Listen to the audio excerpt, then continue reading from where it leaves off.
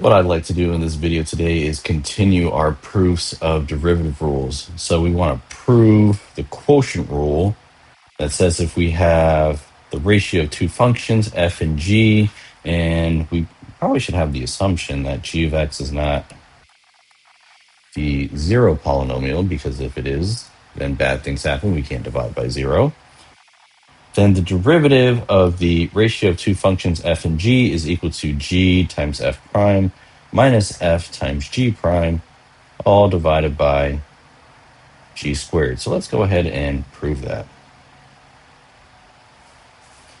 So we're going to have the derivative with respect to x of f of x over g of x. That's going to be equal to the following. So we're going to use the limit definition.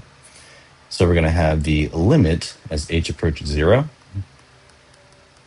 of f of x plus h divided by g of x plus h minus f of x over g of x all over h. Now the next thing we need to do is we need to do some cross multiplication and create a common denominator. So let's go ahead and do exactly that. So let's scooch this up a little bit.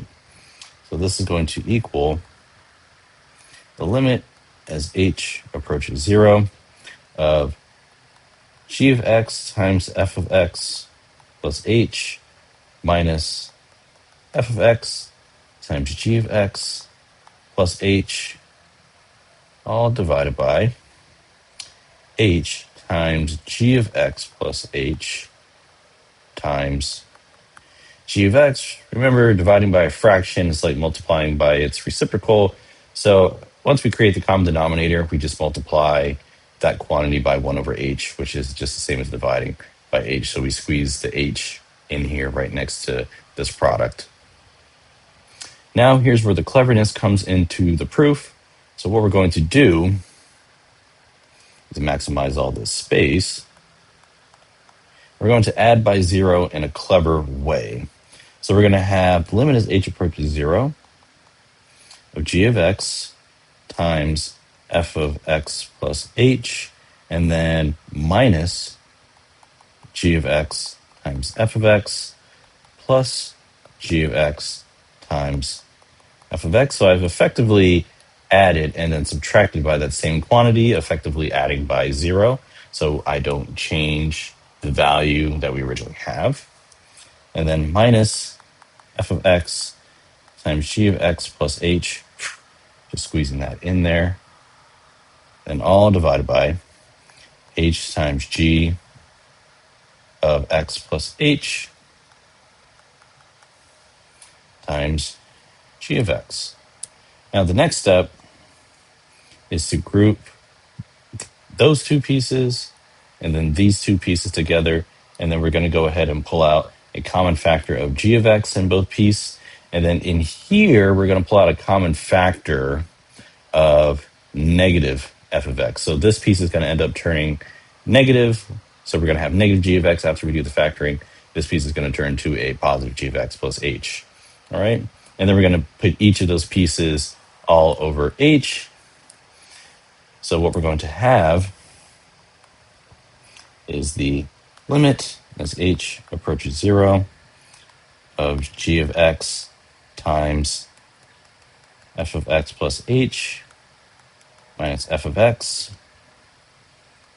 all over h minus the limit as h approaches 0 of g of x, whoops, not g of x, this is f of x times g of x plus h minus g of x all over h. And then downstairs in the bottom, we're going to have g of x plus h times g of x. And we're allowed to do this because the limit of a sum is equal to the sum of the limits, provided that the limits exist, right? Subtracting is just the same as adding by a negative. All right. And then, you know what we should do? We should put a limit down here. So we should have a limit as h approaches 0. And also, the limit of a ratio is equal to the ratio of the limits provided that each of the limits exists. All right. Now, what we're going to do is we're going to create 4 separate limits up here, and then we're going to create 2 separate limits down here. And then after that, we're going to go ahead and evaluate each piece. So what we're going to have a lot of limits. This will equal the limit as h approaches 0 of g of x times the limit as h approaches 0 of f of x plus h minus f of x all over h. Hopefully I can squeeze all of these in here. Minus the limit as h approaches 0 of f of x times the limit as h approaches 0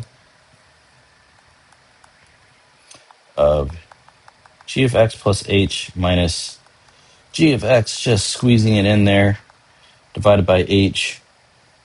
Like I said, we're going to have a lot of limits in this, and all divided by the limit as h approaches 0 of g of x plus h times the limit as h approaches 0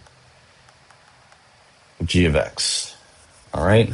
And we're allowed to do this because the limit of a product is equal to the product of the limit. So we're applying that we applied that property to each of these 3 pieces. So now let's go ahead and evaluate each piece one by one. So in purple, all right, this piece right here, this is just going to be g of x, mainly because the inside function g of x has no h dependence, so g of x is actually behaving like a constant. So what's going to happen is as h approaches 0, this is just going to stay as g of x, so we're pretty much done there. This piece right here, this is the limit definition for the derivative of f, so that's just f prime. Same thing with the first piece. This is just going to be f of x. All right, because again, there's no h dependence inside that limit. We have a function in terms of x, and there's no h's anywhere. And then the second piece, that's going to be the derivative of g using the limit definition. Now, down in the denominator, let's pick orange this time. The limit as h approaches 0 of g of x plus h is going to equal g of x, and this is the case because since g is differentiable, g is also continuous, so as h approaches 0, what we're going to have is that this limit is going to equal g of x. And then lastly, for the third time, we have a limit that depends on h, but the inside argument is a function g in terms of x, so there's no h's anywhere. So again, that's just going to be g of x. So let's put everything together, and what are we going to have? So we're going to have that this is equal to g of x times f prime of x minus f of x times g prime of x, and then all divided by g of x squared. And this is the quotient rule. I hope you all enjoyed this.